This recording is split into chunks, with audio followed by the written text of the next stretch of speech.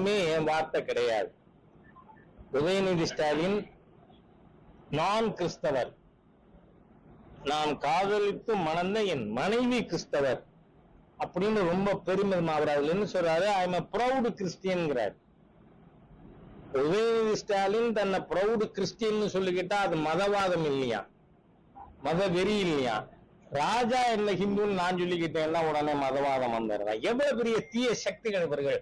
வேரோடும் வேரடி மண்ணோடும் தமிழகத்திலே களையப்பட வேண்டிய ஹிந்து விரோத தீய சக்தி இன்னைக்கு ஆட்சியில இருக்கு. அதனால நிச்சயமா தமிழக மக்கள் 26ல இந்த ஹிந்து விரோத தீய சக்திகளை வீட்டுக்கு அனுப்புவார்கள். ஏனென்றால் நாளைய தினம் இரவு மாண்புமிகு உள்துறை அமைச்சர் அமித்ஷா அவர்கள் மதுரைக்கு வர்றார்.